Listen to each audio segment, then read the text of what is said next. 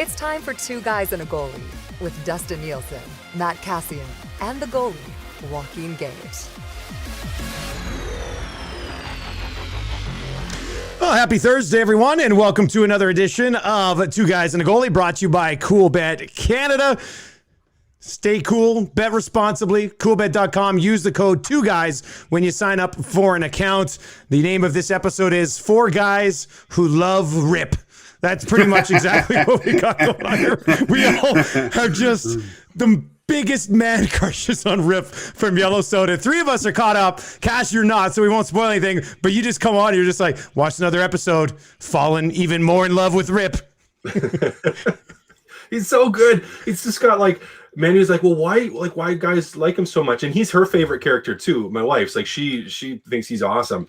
And I'm like, well, because he's got a little bit of everything. Like he's got that edgy darkness to him, like some of us feel like we have. Like it's got that dark side to him, but he's like incredibly loyal, like willing to do whatever it takes for his friends. Like even if he's spurned, he still views people as his family, and he's going to do whatever he has to for them. Like doesn't matter what it is, and it's just like everything about him is like, I want that. Like he has a capacity to be tough love, but at times you can see like the emotional. Sympathy and empathy underneath it. So it's just like, he's a great character. I love it. He's the best. He's so cool. Best. Of all 4 of us, which one of us you think could pull off the best Rip look? Yeah. Who are you thinking? Would be pretty good. No, Cass, you got that beard going. And I think you got the beard there, Cass. You got this. Yeah, that's Dusty's I need to just wear the sunglasses though, because I don't got those blue eyes, those baby blues. Oh yeah. Did you say I'm too patchy, Gager? Yeah, too patchy with that beard. That's man, I just shaved like 3 days ago. I had a really good beard going. I shaved it because I saw some grays in there. You'd be pretty good. You'd be a good Rip too. Yeah, you would be good too. Hernan, could you pull it off? Could you pull that attitude off? I'm showing this to my girlfriend. Definitely not as strong or as manly as him, but yeah, I think just with the beard, maybe. So this question, Asha, let's tie it all together. If Rip played for the Oilers, what position would he be? Defenseman, absolutely. He's protector, right? Yeah, I just feel like he'd be the defenseman. Like he'd be like Chris Pronger in front of the net, like a Jason Smith type. Think so? I see Rip more like a Wilson, like because he can do everything. He's mean, nasty, suspended all the time. I think he could be more. He could be both. But I'm leaning more towards the Wilson side. I've been hurting for cowboy stuff. I started watching that Longmire on Netflix, hoping that would be something to tide me over till it comes back on. So it wasn't bad. Somebody told me about another cowboy show to check out. It wasn't Longmire. It was Deadstone. No, what was it? Deadwood? What's that? Is it Dead? No, not Deadwood. Yeah, I think it is Deadwood. Deadwood? Maybe it is. I think it's Deadwood. Was it you that told me? No. Oh, somebody did. Somebody told me to check it. I said it's pretty good. It's not Yellowstone, but it's still pretty good. All right, so we've got Chris Abbott. He's going to pop by here in about 10 minutes now. We've got lots to get to. We'll do Keep It or Clip It a little bit later on. By the way, boys, what do you think? See this cool bet hat? And cool bet hoodie? The swag is in, boys. The swag is in. You should see the size of the box that I got here. Like, I don't even know how they got it. I needed one of those planes from the Army where they drop it from way up high. Like, it's a massive, massive box. So there's like 4 t-shirts, 4 hoodies, 4 golf shirts. We got Cool Bet sweatpants. We got hoodies. We got like long sleeve, like sort of black, like Under Armour wear. It's incredible, boys. It's finally paid off. We've made the big time. We got some swag. We got sweatpants. Oh my God. I can't wait to try on the sweatpants. I love sweatpants. Cass, they're not for us. Dusty's going to be posting pictures of him and his kids out in his sloppy rink out the side in his cool bet stuff. It's funny you mentioned that because He's cut off the sweats already to make himself an extra pair of cut off shorts. The gear rolls in. I open it up. I left for 2 seconds. I come back. Marshall's got my hat on and a T-shirt, and he's got my laptop out pretending to do computer stuff and my cool bed stuff. I was like, you're part of the company, buddy. You're part of the company. All right. Like I said, keep it a clip it later on. Chris Abbott will be by. Let's get to we got to talk about it. And Cass, let's start with you, buddy. What do we got to talk about? I wanted to talk about the whole Tim Peel incident. Ironically enough, Tim Peel caught on hot mic right after we have an episode where we are talking about how refs just either force calls or ignore things to try to keep it about even inside of a game and to manage the flow. Tim Peel gets busted talking about the exact same thing on hot mic and loses his job. Now, I have mixed feelings on this. And my feelings are mixed because when I played, I thought Tim Peel was one of the better referees in the league. And I thought so because you knew what you were going to get. Like he was consistent typically with his calls. Like he was one of the more consistent officials. You could actually have a conversation with him, and if you push too hard, he push back at you. And I'm fine with that. Like if you say something offside, he'll fire right back at you. And I'm fine with that. And he never made, in my opinion, and in my experience, the game about him. So I'm disappointed that he lost his job and he's just about at retirement. Like he's right there, just about finished. And then he loses it. So, there's a part of me that's disappointed and sad about that. But there's a part of me that's like, well, yeah, I mean, it's not really what you're supposed to be doing.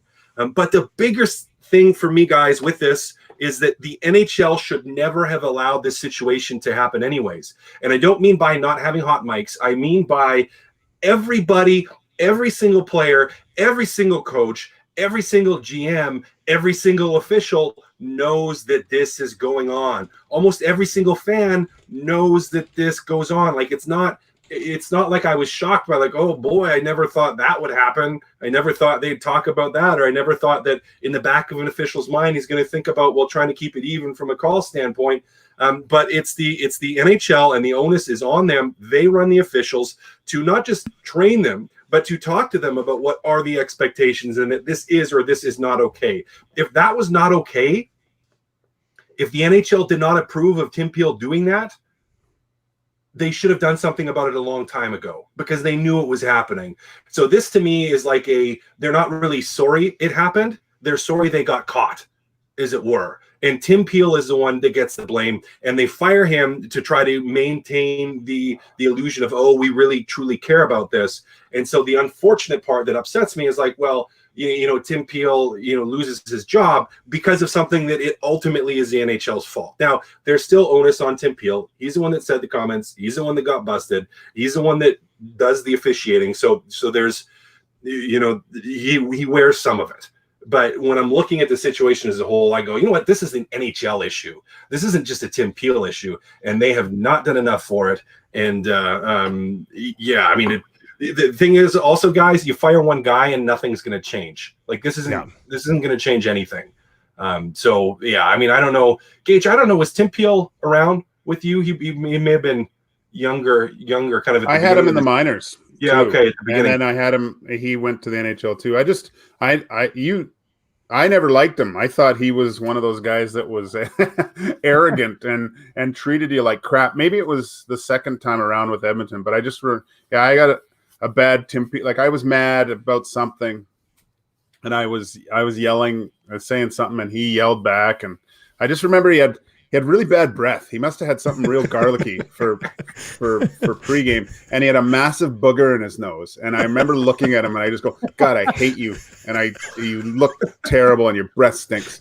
I didn't say that, but that was my memory of Tim Peel. But like you said, Kaz. I mean, how many times they got to? It's something they need to clean up. How many times did you come into the dressing room if your team took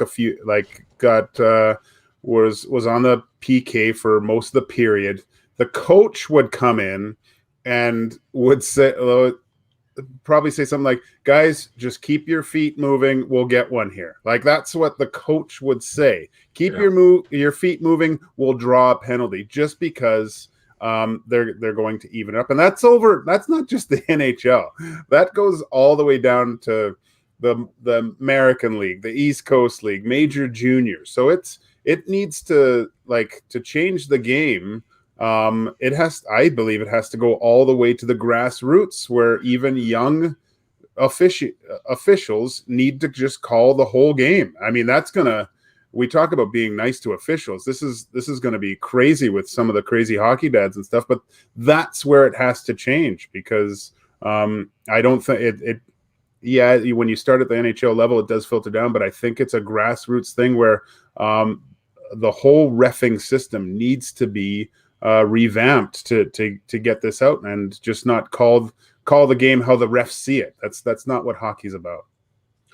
Gage, I think it has to start at the top. Like, just like most or a lot of changes, like the NHL is going to be the driver on this. If they don't make changes about this and about transparency, then it's never going to filter down, and you're never going to see a change. Because, try telling me that, you have a kid that starts reffing at whatever, 8, 10, 12 years old, gets into that world and enjoys it and starts doing that. Like, you want to tell me that it's going to be that kid's responsibility to dictate that change, or is he going to assimilate into the culture of whatever level he's at? Like, and maybe some will be better than others about not doing it, just like there are now. But if you really want to have a driver, the NHL needs to lead the charge.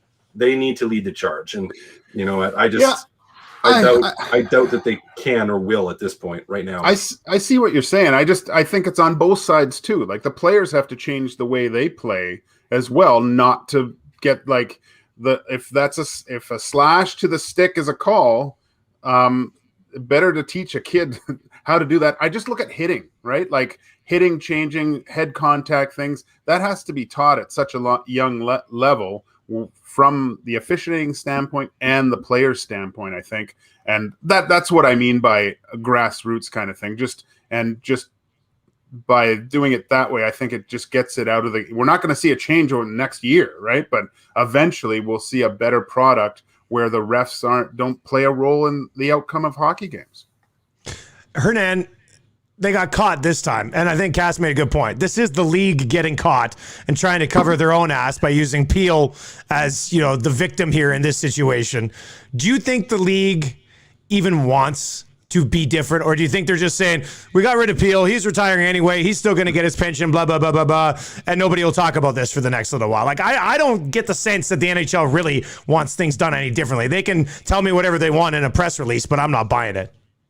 Yeah, and like Cass said, like it's become the norm where we all accept it too. Like, we watch games and we're like, oh, Oilers had 3 straight power plays. You know where the next one's going. You do, right? And it's like for example, Flames Oilers are playing. There's a face-off. There's a scrum when the puck is dropped. Yamamoto high sticks Johnny Gaudreau. The ref misses it, and then they realize they missed it, and then they punish the team because they missed a call, and that's the norm, guys. And yesterday I said it too. I was like, this is not going to change anything.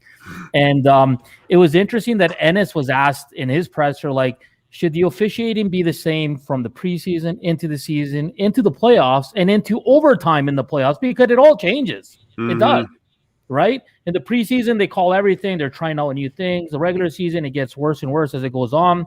The playoffs, depends on which crew you get. You're either going to let everything go or call everything. And then in overtime, nothing goes unless you're into the third, fourth overtime. So I'm with all you guys. I think it's Tim Peel's taking the fall. It's a bad way to go out because he was set to retire next month. But nothing's going to change, guys. We can still see those makeup calls coming like that. And Dusty, some news, I think, which is important.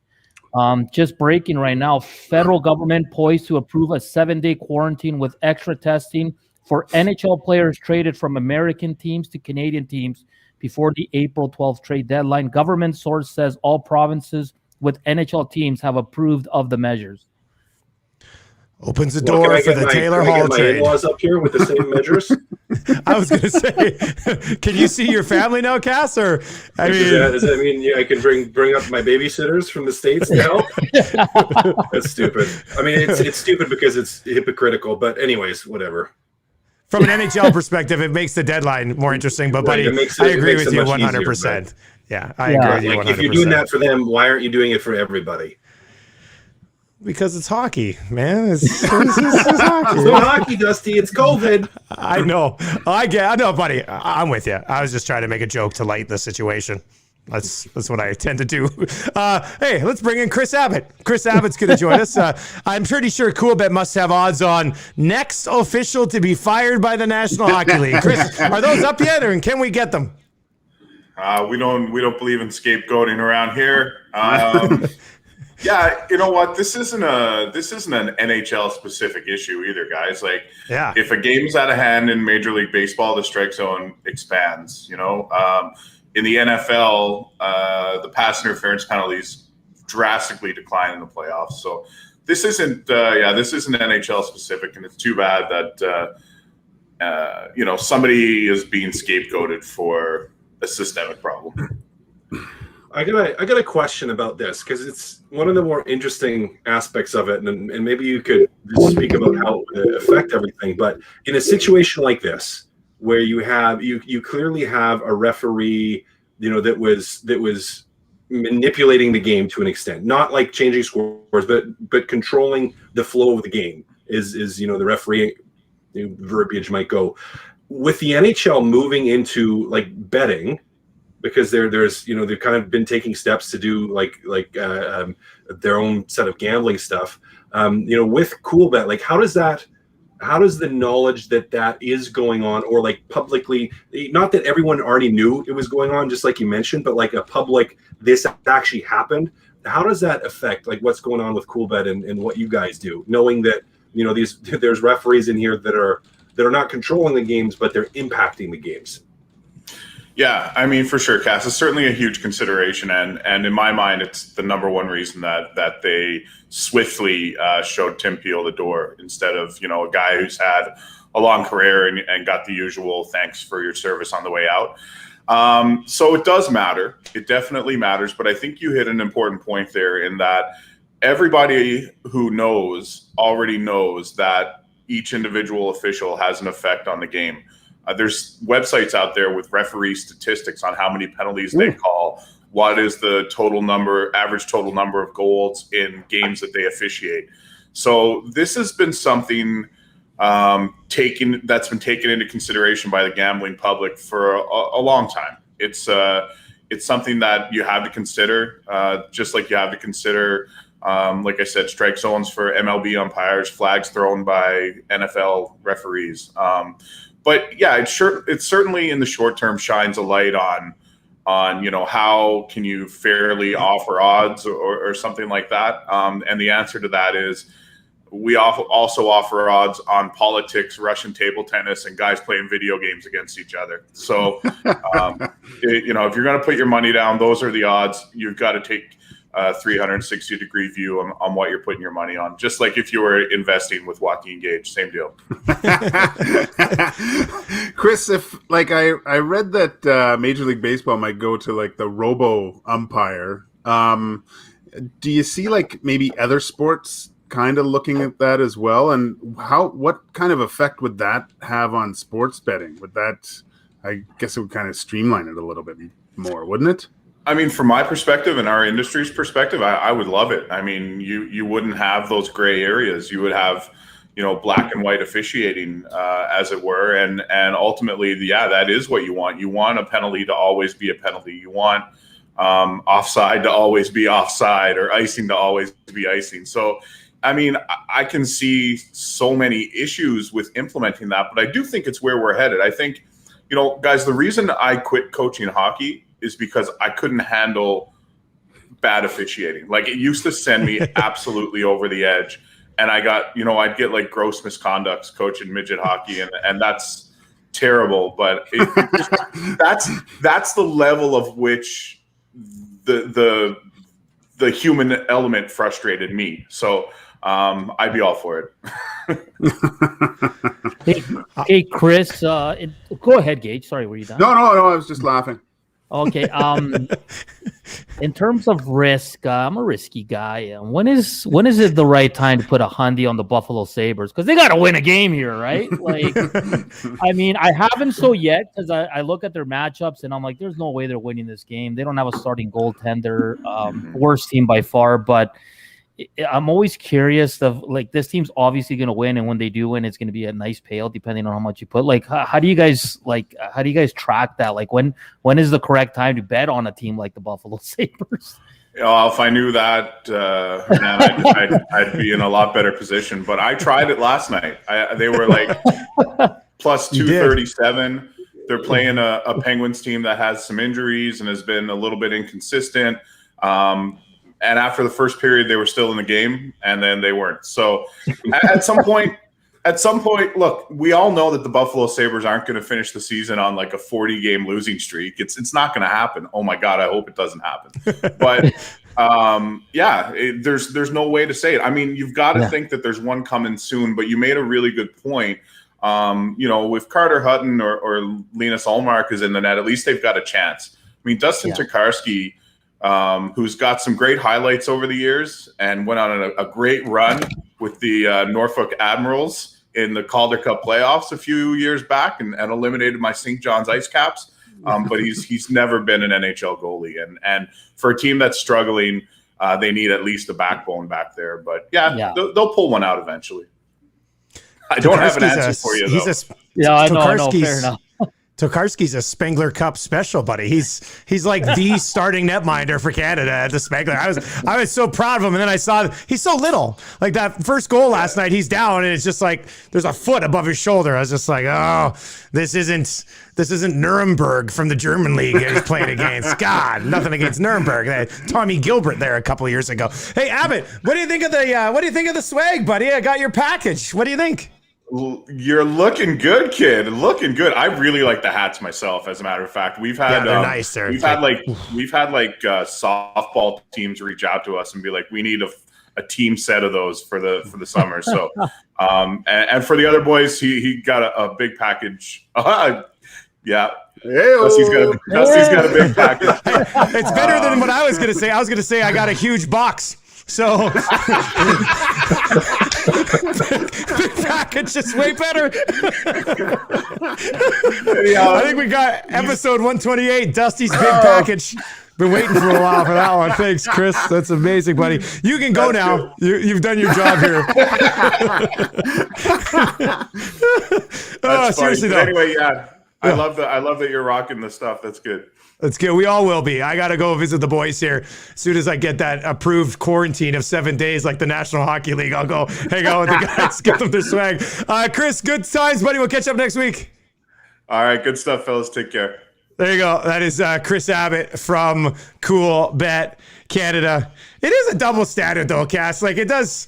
I mean, I would hope, and I'm looking at other industries here. I mean, family's one thing we'd all love to see. You obviously, when you're married to an American girl, you got family they haven't seen in a long time. But I hope for other industries, they can get, approval the same way, you would think. It's the only way that it actually makes sense. You can't just do this for the NHL freaking trade deadline as much as we love the NHL. Like, well, I bet their pitch to the government was like, because these guys, they test every single day. Was like they're tested every single day. So you know what? The likelihood of them having it is maybe lower than the average person. That would be the argument. Because if I was an NHL team, that'd be the argument that I would make is like, look, we're testing every day. We have extremely strict quarantine measures in place.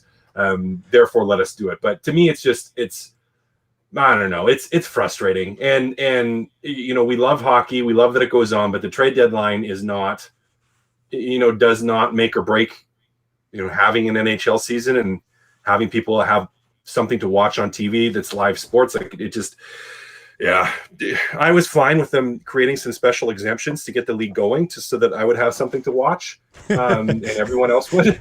But when it gets to the point of, I don't know, just everyone else is, just those extra special rules, it gets a little frustrating. So, and to your point too, it's true also for some other industries and businesses that have cross-border issues. Like, well, are they able to get that same exemption?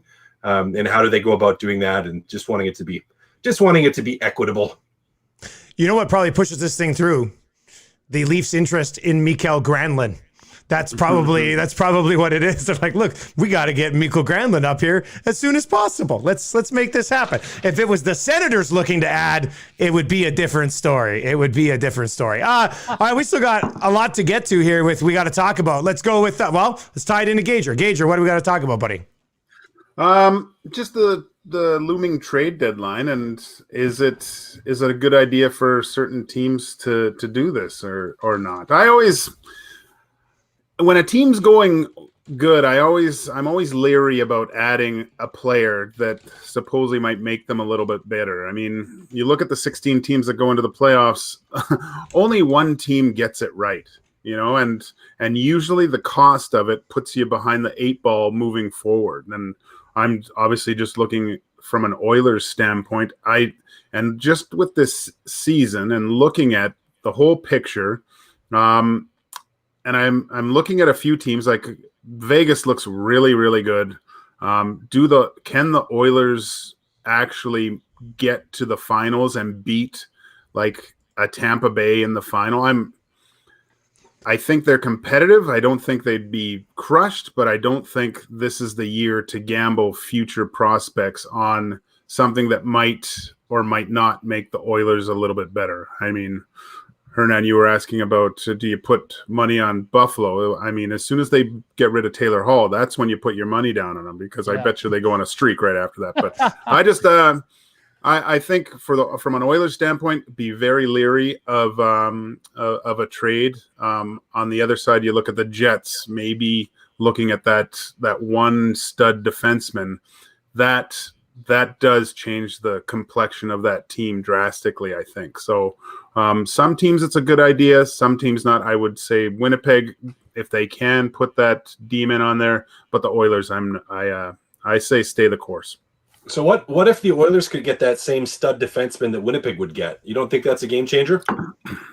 But what are you giving up, right? Like they're going to want Bear, Bouchard, Holloway, something back that's kind of I think they're better served to go forward, because I just don't think the Oilers are ready to win now. Maybe that's why. I think they're competitive. I think they can, anything can happen, but I just don't think this is the year to gamble with that type of future prospects to make yourself a little bit better. And not just prospects, but money. And money's got to go out if they're bringing anyone in, because they have no money. So, I mean, if you're looking at a top 6 or an upgrade in defense, that's going to cost you. So who's going the other way is my question. So I kind of agree with Gage, where I want this team to go to the playoffs and make a run. I just don't think they're going to go all the way this year. So why bring it and give up a good player or prospects for that? And then you got money coming off, and you got an off season where you're actually going to be able to bring in some quality players. So wait till then, because this team right now is doing fine with what they have. I mean, hopefully Cahoon can get hot here and find more production on that line. And then with the two big guys, you never know, right? So I just think from a money standpoint, it's not realistic for the Oilers right now. It's interesting because you hear Toronto's really active, and you hear people saying they think Winnipeg should be out on, Matthias Ekholm would be the big piece if they can get him. And who knows what the Oilers could add. But let's say the Leafs bring in Michael Granlund. Does that change your opinion? And Cass, I know you played with him and stuff, and I've always liked him as a Finnish hockey player too. But does that change the way a series plays out? Like, all of a sudden you go, damn it, Leafs got Granlund, Oilers got to do something if they want to knock them off. Like, I don't think any move, with maybe the exception of Ekholm and Winnipeg taking them to another level, but I don't think any move made by the Oilers, Jets, or Leafs drastically changes their odds of coming out of the North right now. I think it's going to be a dogfight in all those series no matter what. Yeah, I'm going to agree with you, Dusty. I think it will be. I don't think it drastically changes it, but it may change it slightly. And, to go to our any given Sunday, quote, like, it's a game of inches, boys. It's a game of inches. If Dusty's big box over there is an inch or two bigger, you get more stuff in it. And that might make the difference between, being able to cut a pair of sweat shorts for yourself and having to give away a pair of sweatpants. Wait till you get these sweats on. I think they're going to be like Lululemons. All of our asses are going to look phenomenal, which is going to be great. Yeah, they look like those types. Deadline's going to be very interesting, and I think you got to pull the trigger on something here if you're going to, because if not, well, I guess the 7-day thing might change things. I guess now, but I'd rather move on something sooner than later, and I just don't see a lot of these teams being willing to do that right now. Let's stick with the North. Hernan, what do we got to talk about? Yeah, just watching that Canucks game last night, and they're done. They're pooped. They're caca, like we say poop in Spanish. They only got, 19 games left. They got 37 games played. They're so far ahead of other teams they're chasing in terms of games played. So I think it comes down to 5 now. And the way Calgary's rolling, they just lost 2 to goalie Gus and the Ottawa Senators. They're not looking good. I tuned into their post-game show a bit, and yeah, they're kind of rattled there in Calgary. Like, it's play well 1 game, lose 2. It's kind of like what we used to see here with Edmonton. So I think right now it's 5 teams, and I'm pretty sure it's going to be Calgary and the Habs fighting for that final spot. So, I mean, you're gonna lose some of that intrigue where it's a playoff push and every team's in it. But Ottawa, Vancouver are done in my eyes, and I'm just a little surprised on the struggles of the Calgary Flames here. I mean, Sutter came in, they went 3-0, and then now they're 4-4 and losing to Ottawa. I know their fans were up in arms last night. So I just want to get everybody's take. Is this just now a 5-team division going forward? Well, first of all, Ottawa is 500 when you take them out of the picture. Yeah, they are. Yeah, they are. They are. Like, they struggle against Edmonton and that ultra high-powered offense that Edmonton has. Like, they can't contain those guys, Draisaitl and McDavid. But they've done a decent job, especially against teams that don't have like the super offensive output. They seem to do well against them. So don't completely discredit what they have done. That being said, I'm going to agree with you in that there, need to be some answers still for Calgary to try to figure out what's going on, and Vancouver's done too. Also going to agree with you on that. They're kaput. I no disrespect to the Ottawa Senators. I watched both those games and they played really well. And goalie Gus has done some good things. And like Cass said, outside of the Oilers, they're a pretty good team. They play well. So I wasn't discrediting them. I'm just saying, I know for Calgary, those games, and I think Dusty has the numbers. Like, I think they've only beat them once this year.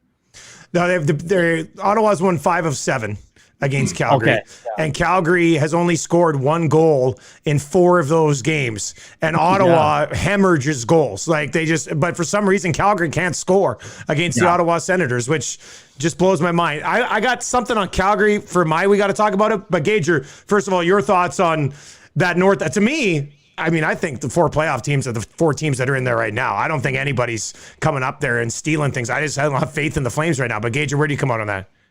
Yeah, no, I think you're right, Dusty. The Flames I think they're on the way out. They just don't seem together.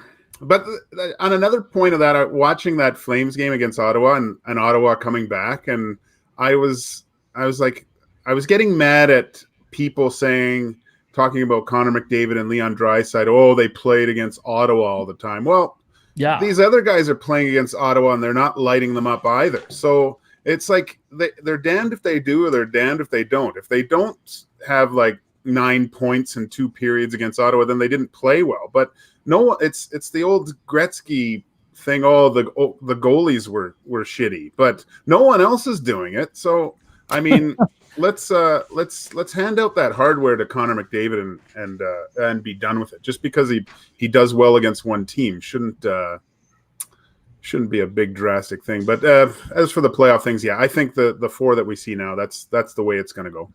Which is kind of disappointing because we all thought this was going to come right down to the wire. Final week of the season. Oh my God. And it really hasn't been that at all. 3 teams have separated themselves, and Montreal started well and is still kind of above those other 2 clubs. So Cass, has it just not lived up to the hype? Has it been, I mean, I'm still enjoying it, but has it been disappointing, I guess? I don't think so. I don't think so. I wouldn't want to see this same division year after year after year. But for this year, I still think it's good. Like there's still some really good storylines, even among teams that are out of the playoffs. And there's going to be massive opportunities for some of them to have an impact on where teams do finish in the standings and home ice advantage. Like and Dusty, for as much as I think, and Hernan and probably you guys too think that Vancouver's out of it, what happens if Vancouver goes on a 6-game heater or a 7-game heater here, and all of a sudden they're right back in it? Like the swings in the division can be massive. If Edmonton, for example, loses, and I know like with the postponement, I don't know the order of the games here, but if they were to lose all those games against Montreal and all the games against Ottawa, like you drop 5 in a row and, Vancouver wins 5 in a row, well, all of a sudden the picture's looking a little different. Or same goes for Calgary if Edmonton drops that many games. Like, so we still might have the potential of seeing some of that drama play out. It is just lessened a little bit, but I'm not disappointed overall. It's still been a lot of fun. Actually, go ahead, Hernan. Sorry, and that's the thing right here. Like Calgary and Vancouver, I think one of the media from Calgary said Calgary's got to win like 16 of their remaining games. So like these two teams are going to have to go on an absolute heater here. And if you had to pick one or the other, which one would it be, Calgary or Vancouver? It all relies on Demko. Like he did go nuts there for a while, right? And yeah, they did go on a little bit of a run. Yeah, 6 in a row, 7 in a row. So I mean, I guess it is possible, but I don't think Markstrom there's been flashes, but he hasn't been anywhere close to the level of play that he was at when he was with Vancouver. Demko showed one of the reasons why they let him go, I think, over that span, where he was the only reason that the Canucks were winning. I mean, that game against Edmonton that he played was fantastic. So I guess it is possible, but for the Flames to go to do anything, Markstrom has to be that MVP player that he was with the Canucks last year and find that, because it hasn't been there as of yet. All right, we got to talk about Sutter's handling of Matthew Tkachuk. Okay, because I think we were all in agreement at the beginning of the year who's the best player on the Calgary Flames. I mean, was the answer not Matthew Tkachuk pretty unanimously? Like, I think we all thought that. So before the coaching change, Tkachuk played less than 17 minutes once and played more than 20 minutes 10 times. In the 8 games since Sutter has been behind the bench, since he took over against Montreal, I'm not counting obviously the 2 where he wasn't on the bench. In the 8 games with Sutter as his coach on the bench, Tkachuk has played more than 15:40 once. He played 13 minutes last night. He played 13 minutes against Toronto a week ago.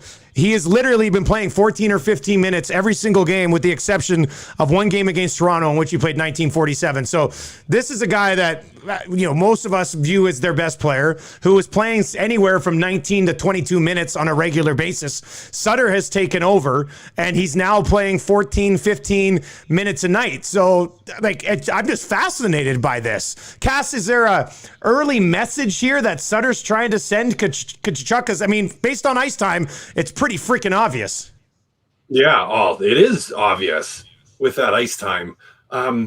Is this going to serve the Calgary Flames in the long term?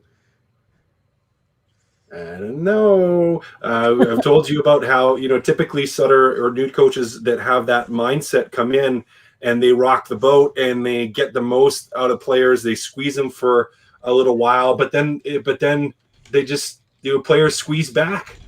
And my fear is that you're going to do that even for Sutter with Tkachuk. Like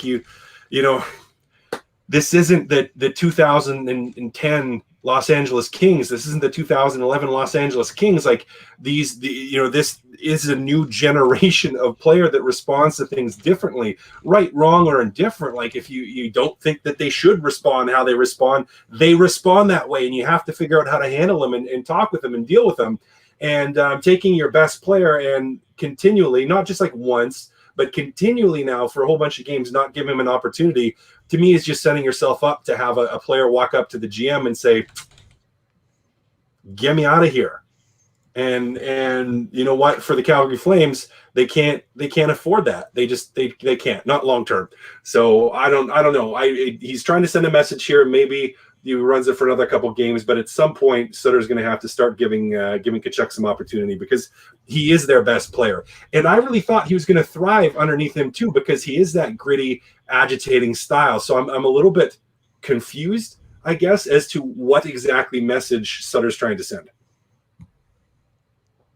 Team scored 2 goals in their last 3 games, and you're playing your best player 15 minutes a night. Like, you might be trying to send a message, but you may also be playing your way out of the playoff picture here. Gager, does this really surprise you? No, because typically Sutter wants to roll the 4 lines, right? He wants the 4-pronged attack, but I don't think the Flames are deep enough to do that. And a player like Tkachuk, the more he's on the ice, the more the other team gets off their game. Like, he is a constant thorn in the side of the opponents that he plays. And when he's on the bench, he's not effective, and he can score, and he's a great player. To have that player play like 5 minutes less, and almost 5 minutes less a night, just doesn't make any sense. He does well because he's so physical and gets involved in scrums and gets into the game. By having him on the bench sitting there, it's probably, I mean, he's not used to it. He's probably just sitting there going, why am I even here? You know, like I guys like that, they want to get out there. It doesn't make much sense. Yeah, interesting strategy by Daryl Sutter there. And, I mean, we just talked about going on a run. If Calgary's going to go on a run, you know who's going to lead it. It's Matthew Tkachuk. And guys, like the Flames, I think their seasons is going to be set up in these next 7 games. 6 of their next 7 games, they play Winnipeg 3 times, Edmonton once, and Toronto twice. Like, this is the time. And if I'm a Calgary fan, I'm screaming at good old Daryl right now, play Matthew Tkachuk more, because he's the one guy that can get this team turned around. I'm wearing a shirt. You are. You are repping the shirt. That's good. What are the odds we talk about here in support of Tkachuk while you're wearing that shirt? That's just crazy. All right, let's get to Keep It or Clip It. Once again, if you're watching on the live stream, subscribe to the podcast today. Just search 2 Guys and a Goalie. Wherever you get your podcast, you'll find us. Presented to you by Cool Bet Canada. Let's start with this one. The Edmonton Oilers will get 3 points from the Leafs this week. Keep it or clip it.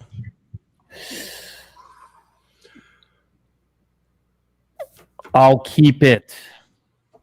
A lot of practice time. They're fresh. Yeah, I think they get 3 points. I think they're going to be feeling really good.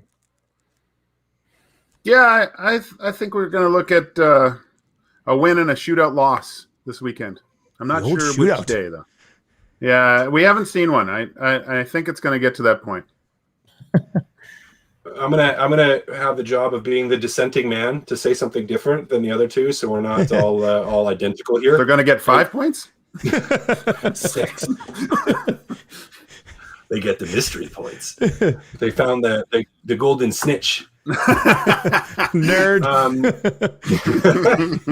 I know what that is. They're getting 2. It's going to be splitsies on the road, 2 rested teams, and I think it's a pretty even. I think it's a pretty even series. So let's say they get 2. That's all right. The NHL. This is controversial. The NHL will have an off-ice official allowed to call penalties within 20 years. Keep it or clip it. Keep it. I think we're going to end up having all off-ice officials aside from the linesmen. So you're gonna have 2 linesmen, and they're going to drop the pucks, and everyone else will be off-ice. And I will say that this opinion started forming in my brain from my grandfather, who played, World Hockey Championship grandfather with a gold medal. He, from the time I was in junior, started talking about it. When the second everyone started talking about creating more offense, how do we create more offense? The first thing he said was, get the 2 referees off the ice and have them in the stands calling penalties for being like outside of the actual ice surface. So I think we do get there. I think we actually get there inside of 10 years. I will say we get there inside of 10 years. I think we get there inside of 10 years. Technology will be at a point where we can have that. You still need linesmen on the ice to facilitate, like puck drops, break things up and whatnot. But I think you will have at least one off-ice official inside of 10 years. So keep it, absolutely. I'll keep it too. It's funny. My buddy and I were talking about this yesterday. He goes, all we need is for the linesmen to break up scrums and stop the fights and drop the puck. He goes, everything else, let's give it to the robots.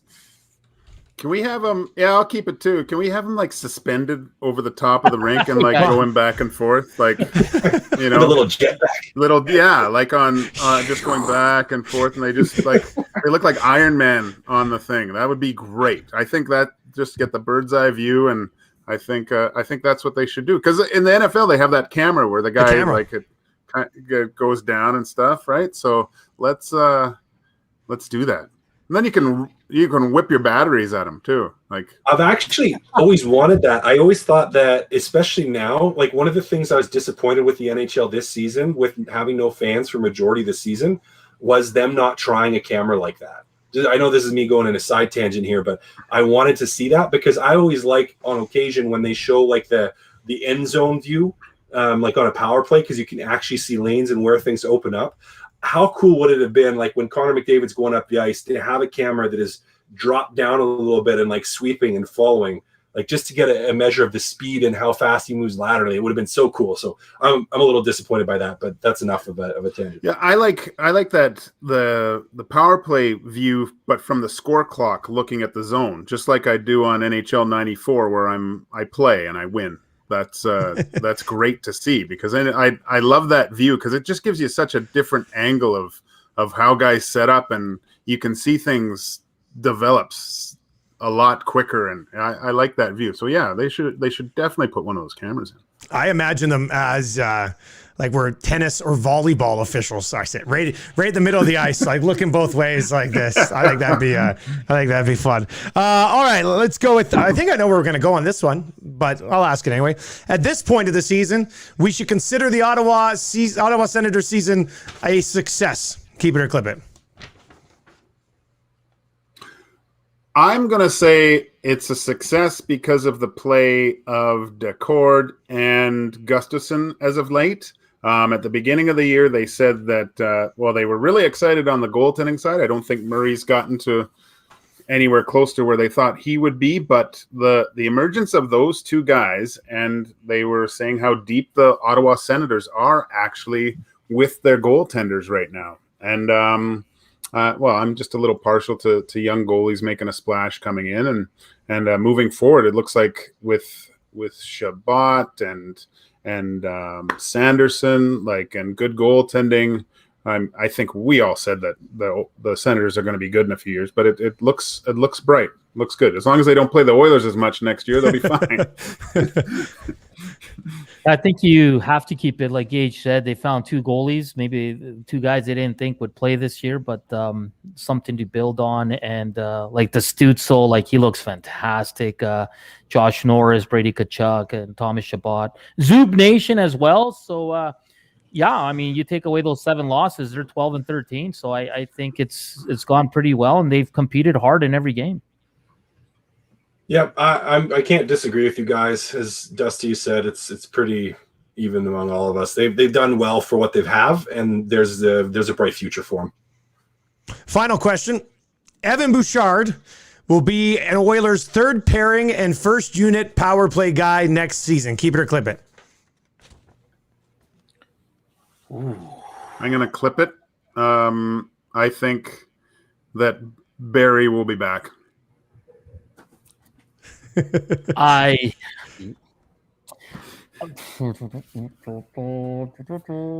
ahead, Cass. Okay. I'm gonna clip it. He's third pairing guy. Yes. First PP. No. I'm gonna go with clip it. Right? Yeah, I think they'll have Barry back, and it'll be Barry and Klefbom on the power play. What if, and I was getting into it with some clips from the oil stream yesterday with Gazzola, with people last night on Twitter. What if the right side of the Oilers blue line next year is Barry, Bear, and Bouchard, and you let Larson walk. Do you like that? No, I don't like it. For all my harping on Larson at times, he's an important part of that D, and if they lose that, you lose a whole bunch of your physicality. Not that Darnell Nurse doesn't bring that, but you want Darnell Nurse chipping in offensively and scoring goals. You don't want him to be the only one that can play a physical game and get a little gritty in the corners. I think I'd be okay. I mean, I don't know. Laguson's probably a lesser version of Larson, maybe not as physical, but plays a similar style. Like you said, you still have Darnell, and who knows what they bring into like a Slater Kook or whatever. Yeah, I honestly have to say I wouldn't mind it. Like I would be okay with it. Not ideal, sure, but I wouldn't be too upset if that's your top 3 next season. I'd clip it. I would be upset. No one gets that sky dump out of the zone on the PK like Larson. Just like in the United Cup final, that flip out of the zone. He did flip it out all the time. I can't believe you remember that. I didn't even remember that. Yeah, you watch Larson on the PK. That thing, it's a big, huge rainbow out of the zone. It's great. All right, that's going to do it for another episode. Should we go with Dusty's big package or Dusty's huge box for the title? Let's make the wife happy. Let's make the wife happy, Dusty. Big package. Big package. All right. Yeah. All right. Well, if you guys are looking for Korean fried chicken, come on down to Williger Town, and we should Dusty, bring the merch, and then we'll take a picture out in front of that place. The chicken's ridiculous. I know it's kind of a venture for you, Cass, but just I mean, I'll just head into the office on that day because the office is downtown. Go do some stuff down there, and maybe we can all meet up and have a little lunch. Oh, what's the name of this place, Gage? What's going on here? Kokoriko is what it's called. Yeah, we'll pick. You know what, guys? Let's pick a day when it's nice outside, like so we can actually sit, and do the whole socially distance thing because we're not NHL and I'll bring players. the swag. We don't have the quarantine rules. Dusty can bring the swag. It's nice because there's benches there too. We can put on the sweatpants and we'll sit outside and eat some food. Yeah. Do they have just plain chicken, Gager? Because I like plain stuff. Oh, you can just get original crispy. Come on, Dusty. Just original crispy. You'll be just fine. You'll be just fine. You like honey garlic, don't you? Actually, I do like honey garlic. They just got honey garlic chicken? They do. My brother-in-law phone he sent me a funny text. He says, "Damn you, Joaquin Gage, it's the best fried chicken I've had, and it's too damn close to our houses." And I was like, "I know, it's terrible." But, how do you spell it, Gager? Yeah. We have people in the comment section be like, "How do you spell it?" Kokoriko. Kokoriko. And it's down in Terwilliger Town for those of you who are watching. right on the traffic circle. Excellent. That's good stuff. All right, boys. Solid episode. Have a great weekend. We'll have some Oilers Leafs to talk about on Monday. We'll be recapping one game and previewing another, which should be terrific. Enjoy the weekend, Cass. Keep crushing Yellowstone, buddy. We got to do like a full episode on that when it's all said and done. I'm chipping away, man. Chipping away. Getting there. See you later, boys. All right, boys.